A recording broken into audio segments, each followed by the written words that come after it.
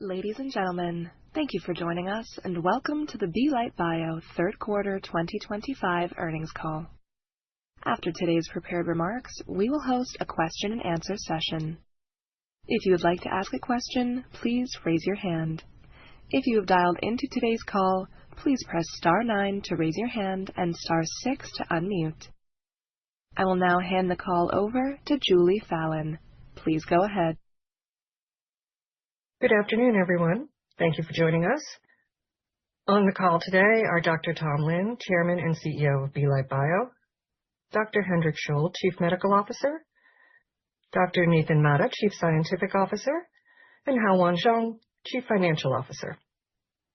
Before we begin, let me point out that we will be making forward-looking statements that are based on our current expectations and beliefs. These statements are subject to certain risks and uncertainties, and actual results may differ materially. We encourage you to consult the risk factors discussed in our SEC filings for additional detail. And now I'll turn the call over to Dr. Lin. Dr. Lin? Thank you for joining today's call to discuss our third quarter 2025 financial results. I'd like to start immediately by highlighting our recent progress. For GA, we completed the enrollment of the phase 3 Phoenix trial with 530 subjects. For Stargardt disease, we have completed the phase 3 Dragon trial, and we now look forward to reporting the final top-line data by end of this month. The Dragon 2 trial has enrolled approximately 35 subjects of our targeted enrollment of approximately 60 subjects, including 10 Japanese subjects. The data from the Japanese subjects is intended to expedite a new drug application in Japan. We have been in close communications with Japan's PMDA and Sakigake designated concierge to ensure that our JNDA is submitted as one of the first countries for market authorization. We also recently received positive feedback from regulatory authorities. Specifically, China's NMPA agreed to accept NDA for priority review based on the interim analysis results from the phase 3 Dragon trial. Additionally, the UK's MHRA agreed to accept conditional marketing authorization application also based on Dragon's interim analysis results. With the consistent feedbacks from major regulatory agencies across the world, we are encouraged that the Dragon trial provides a strong foundation for global submissions and potential approvals. Lastly, we have completed a $50 million registered direct offering and an upsized $125 million private placement with leading healthcare investors, with the potential for an additional $165 million upon full warrant exercise. This investment puts us in a very good position to advance and prepare for Tinlarebant's commercialization. I'll now turn over the presentation to Hao-Yuan. Hao-Yuan? Thank you, Tom. For Q3 2025, we had R&D expenses of $10.3 million compared to $6.8 million for the same period last year.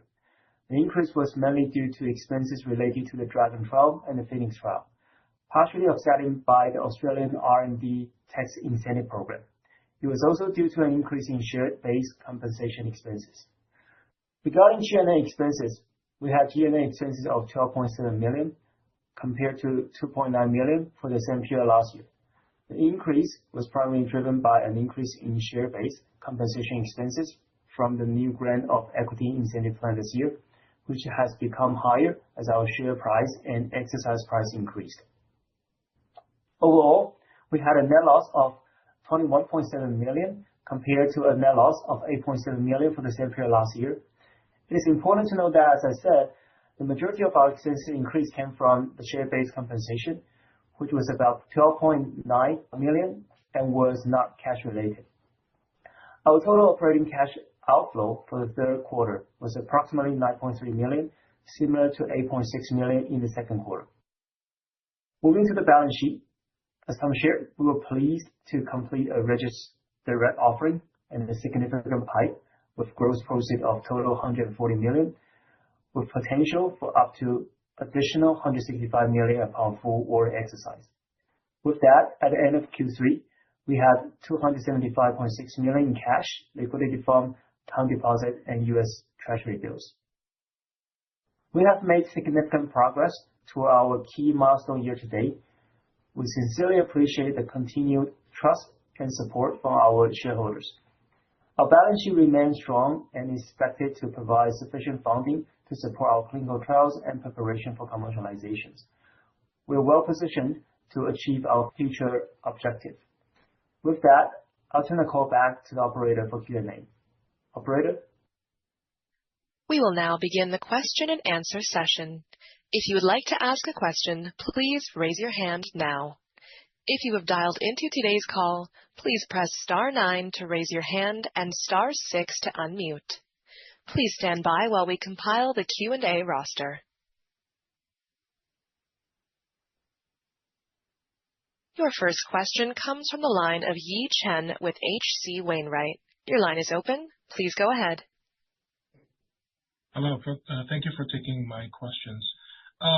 So can you tell us whether you have submitted the application to the regulatory agency in China and UK, and if not, when do you plan to do so? Oh, hi. No, we have not. We plan to submit first half next year. As you can see, there's a couple of regulatory agencies that has given us the green light to submit, whether it be based on interim analysis or waiting for the final report for the DRAGON study to come out. We want to maintain the consistent data package across all regulatory agencies, and therefore the timeline for that will be first half of 2026. Got it. And can you also provide us with the current amount of shares outstanding after the most recent? How? That's probably a question for you. Yeah. I think it's somewhere like the total outstanding shares. I think it's listed on the recent F3. I think somewhere like 35 million. 35 million. Okay, got it. Thank you. Thanks, Yi. Your next question comes from the line of Bruce Jackson with Benchmark. Your line is open. Please go ahead. Hi, good afternoon, and thank you for taking my questions. Following up on the last question about the international submissions, when do you think you might be submitting the application in Japan? Actually, we are still in discussion with Japan on how basically the different modules that we need to submit with Japan. We're still going through this with Japan, so the expected timeline will be first half. But given that we have several countries that we need to prioritize, we still haven't had a. We still need to wait until the data comes out and then prioritize which countries will be submitted first. Certainly, Japan is up there, but having 3-4 countries submitted at once, we definitely wouldn't have the bandwidth to handle all those submissions and getting questions from regulatory agencies across several regions. So we still haven't had the list of where to prioritize first, but certainly FDA is one of the first authorities that we need to submit first. Okay. So, yeah. So don't know if that answers your question, but at this point, we got several that we had a green light to submit, including Japan. Yeah. Okay. Then turning over to the Phoenix trial, are you going to have an interim analysis that is structured in a way that was similar to the DRAGON trial? So we're going to be testing for either futility or for adequacy of the sample size? Yes, we do. So at this point, we have an interim analysis plan for next year, probably around second half next year. But regarding how we gonna go about that, I probably will refer to Nathan. Do you have a better idea on the structure of the interim analysis? Well, very likely it will be a sample size re-estimation as we did for DRAGON. Same sort of scenario where we set up a conditional window, statistically referred to as a promising zone, to look for efficacy trends within that window to determine whether or not we can supplement the sample size with additional subjects. Okay, super. Then last question for me. The SG&A levels have been moving around a little bit with all the milestone payments. What should we be assuming as kind of like the baseline level for SG&A expenses going forward? How? Well, Bruce, that's a good one, but it's also a little bit hard to estimate at this point in time. As you can see, we are starting to prepare for commercialization, so we're expanding the team now. So we don't have a clear, and also, many of that will involve some ESOP as well. And ESOP has become a big, moving factor based on the share price, on the actual expenses being recognized on the income statement. So we have a better understanding about the cash flow, but for the income statement itself, the G&A is a little bit hard to estimate a correct number, given it was so much related to the valuation of the ESOP. Okay, got it. Thank you. Thank you. As a reminder, if you would like to ask a question, please raise your hand. The Raise Hand button can be found in the center of the toolbar at the bottom of your screen on Zoom Desktop and on the left side of the toolbar on Zoom Mobile.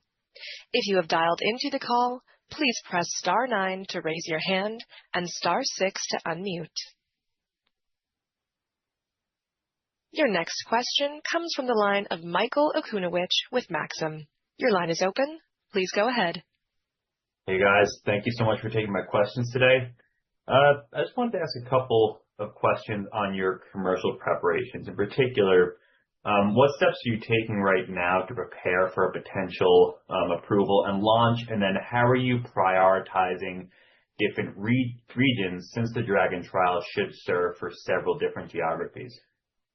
Sure. Hao, you want to give more details on this? Sure.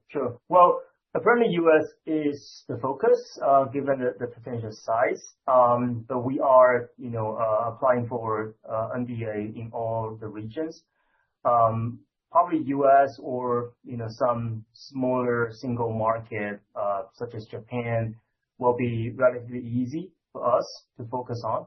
And, we remain open to seek cooperation and partnership for all the other regions.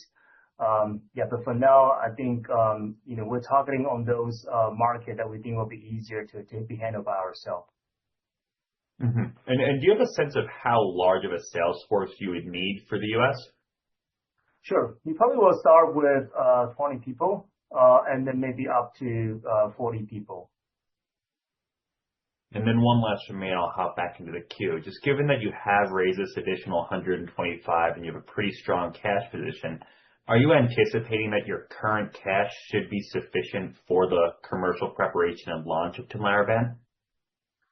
Well, that's a good question. So, we estimate it could be probably about $200 million to commercialize Saga in the U.S. That's how we designed the recent PIPE transaction with additional cash coming from the warrant. So potentially, we think we should have enough. But, of course, that is just estimation. Thank you very much, and congratulations on all the progress. Thank you. Thanks, Mike. As a final reminder, if you would like to ask a question, please raise your hand now. If you have dialed into today's call, please press star 9 to raise your hand and star 6 to unmute. Your next question comes from the line of Mark Goodman with Leerink. Your line is open. Please go ahead. Yeah, can you confirm, did the UK basically ask for the same interim information that you sent to the US FDA that got you the breakthrough designation? I mean, is all of this the same exact information, or in China as well? Did they get anything different? Everybody got the same information? Yes. So everyone will present the same information. I'll let Hendrik answer this question since he presented to them. Hendrik?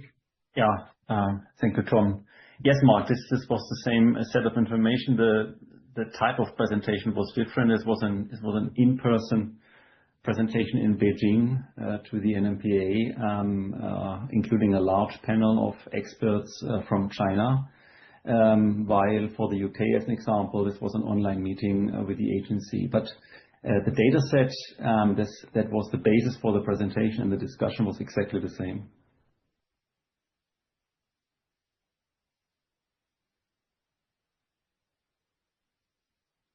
There are no further questions at this time. This concludes today's call. Thank you for attending. You may now disconnect.